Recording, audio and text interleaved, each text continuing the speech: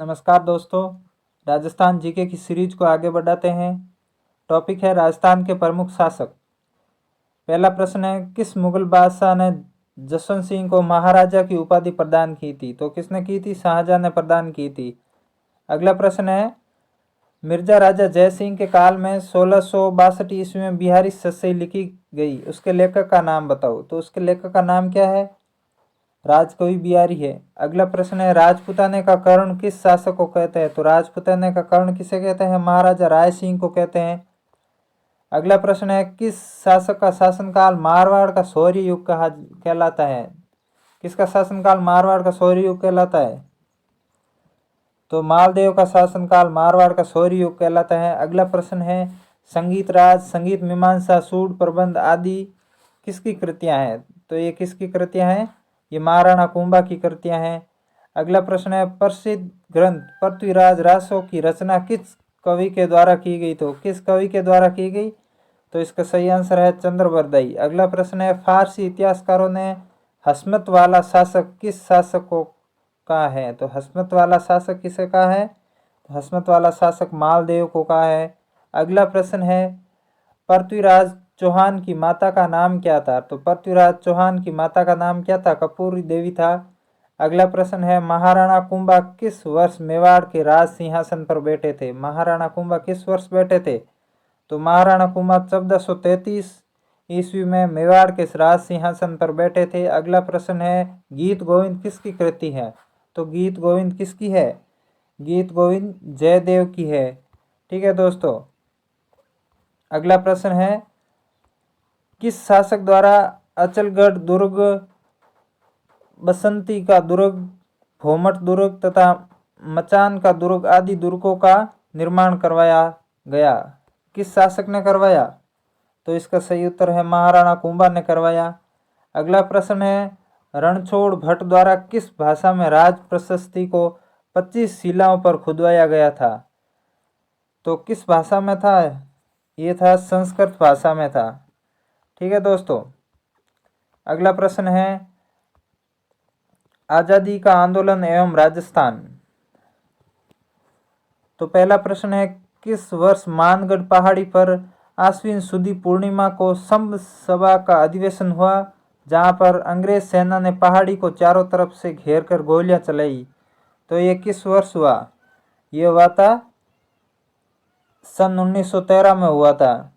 अगला प्रश्न है, बीकानेर प्रजामंडल की स्थापना किस वर्ष हुई? तो बीकानेर प्रजामंडल की स्थापना कब हुई? तो बीकानेर प्रजामंडल की स्थापना हुई थी 1937 में हुई थी। अगला प्रश्न है, बीकानेर प्रजामंडल की स्थापना किसने की? तो बीकानेर प्रजामंडल की स्थापना किसने की? मगराम वैद ने की थी। अगला प्रश्न है, किस वर्ष रणछोड़ दास गट्टारी की अध्यक्षता में मारवाड़ लोक परिषद का गठन हुआ था? तो किस वर्ष हुआ था ये हुआ था सन 1938 में। अगला प्रश्न है, एक ही आंदोलन को गति देने के लिए हजारों आदिवासी उदयपुर में एकत्रित होकर महाराणा को कितनी सूत्रीय मांग पत्र दिया? तो इसका सही आंसर क्या है? इसका सही आंसर है 21 सूत्रीय मांग पत्र दिया। अगला प्रश्न है, राजस्थान के किस किसान आंदोलन की चर्चा लंदन के हाउस ऑफ कॉमन्स में हुई थी? तो इसका सही उत्तर क्या होगा? शेखावटी किसान आंदोलन की चर्चा हुई थी लंदन के हाउस ऑफ कॉमन्स में। अगला प्रश्न है, प्रजामंडल के संबंध में किस महानायक ने कहा कि किसी स्थान पर जन आंदोलन तभी प्रारंभ हो सकता है जब वहां की जनता तैयार हो? तो ये किसने कहा था? ये पंडित जवाहरलाल नेहरू ने कहा था। अगला प्रश्न है, अंजना देवी चौधरी, रमा देवी तथा नारायणी देवी वर्मा जैसी महिला नेत्रियों का संबंध किस किसान आंदोलन में योगदान देने के लिए है? तो इन्होंने किस किसान आंदोलन में योगदान दिया? इन्होंने बिजोलिया किसान आंदोलन में योगदान दिया। अगला प्रश्न है, 1857 ईस्वी में राव कृष्ण सिंह के समय बिजोलिया की जनता से कितने प्रकार की लागतें ली जाती थी? कितने प्रकार की लागतें ली जाती थी? तो इसके ऑप्शन है, पहला है 84 प्रकार की, 24 प्रकार की, 57 प्रकार की, 21 प्रकार की। तो 84 प्रकार की लागतें ली जाती थी। अगला प्रश्न है, सुअरों से संबंधित राजस्थान में कौन सा किसान आंदोलन हुआ था? तो कौन सा किसान आंदोलन हुआ? अलवर किसान आंदोलन हुआ था। अगला प्रश्न है, जयराम पेशा कानून किस वर्ष समाप्त हुआ? तो ये किस वर्ष समाप्त हुआ? ये सन 1952 में समाप्त हुआ। अगला प्रश्न है, नानक भील की मृत्यु किस संगठित किसान आंदोलन के अंतर्गत हुई थी? तो किस में हुई थी? बूंदी किसान आंदोलन में हुई थी। अगला प्रश्न है, रूपाजी एवं कृपाजी का संबंध किससे है? तो रूपाजी एवं कृपाजी का संबंध किससे है?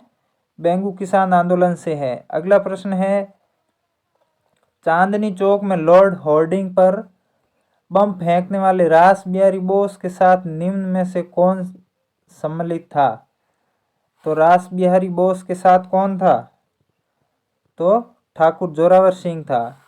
अगला प्रश्न है, चेतावनीरा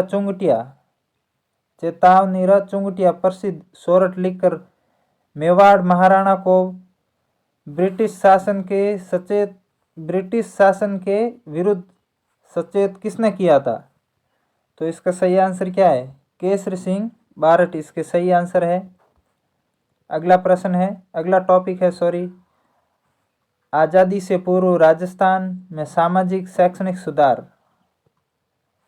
तो इसका पहला प्रश्न है, राजस्थान में सर्वप्रथम किस राज्य में कन्या वध को गैर कानूनी घोषित किया गया? तो इसका सही आंसर क्या है? कोटा राज्य में सर्वप्रथम कन्या वध को गैर कानूनी घोषित किया गया था। अगला प्रश्न है, अलवर रियासत ने बाल विवाह और अनमेल विवाह और निषेध कानून कब बनाया? तो इसका सही आंसर क्या है? 10 दिसंबर 1903 में बनाया। अगला प्रश्न है, किस वर्ष वायसराय लॉर्ड मेयो के नाम पर अजमेर में मेयो कॉलेज की स्थापना की गई थी? तो इसकी स्थापना कब की गई थी? 1872 में की गई थी। अगला प्रश्न है, किस वर्ष डाकन प्रथा को गैर कानूनी घोषित किया गया था? तो किस वर्ष किया गया था? 1853 में किया गया था। अगला प्रश्न है, ब्रिटिश काल में किसके प्रयासों से प्रेरित होकर 1829 में लॉर्ड विलियम बेंटिंग ने सती प्रथा को गैर कानूनी घोषित किया था? तो सती प्रथा को गैर कानूनी विलियम बेंटिंग ने किसके प्रयासों से प्रेरित होकर किया? तो इसका सही उत्तर क्या है? राजा राम मोहन राय के प्रयासों से। अगला प्रश्न है, किस वर्ष अंग्रेजी भाषा राजकीय भाषा बनी? तो किस वर्ष बनी ये? 1835 में बनी। अगला प्रश्न है, जल जंगल और जमीन आंदोलन किसने चलाया? तो ये आंदोलन किसने चलाया? ये मामा बालेश्वर दयाल ने चलाया था। ठीक है। अगला प्रश्न है, जीवन कुटीर नामक संस्था की स्थापना किसने की? जीवन कुटीर नामक संस्था की स्थापना हीरालाल शास्त्री ने की थी। अगला प्रश्न है, नाना भाई के शहीद होने के बाद पाठशाला के वे दूसरे अध्यापक जिसे पुलिस ने क्रूरता से पीटा तथा वाहन के पीछे घसीटना शुरू किया, उनका नाम क्या था? उनका नाम था सेंगा भाई। अगला प्रश्न है, मेवाड़ और किस राज्य में डायन प्रथा निर्मूलन प्रथा अधिक प्रचलित थी? तो किस में थी? कोटा में अधिक प्रचलित थी। अगला टॉपिक है, संविधान निर्माण में राजस्थान का योगदान। पहला प्रश्न है, सर टी विजय राघवाचार्य किस राज्य के प्रधानमंत्री बने? तो किसके बने? ये मेवाड़ के प्रधानमंत्री बने। अगला प्रश्न है कि संविधान सभा के सदस्य के रूप में मूल संविधान पर हस्ताक्षर करने वाले पहले राजस्थानी कौन थे? तो पहले राजस्थानी कौन थे? ये थे बलवंत सिंह मेहता थे। अगला प्रश्न है, सत्य के प्रयोग नामक पुस्तक के लेखक कौन है? सत्य के प्रयोग नामक पुस्तक के लेखक है महात्मा गांधी।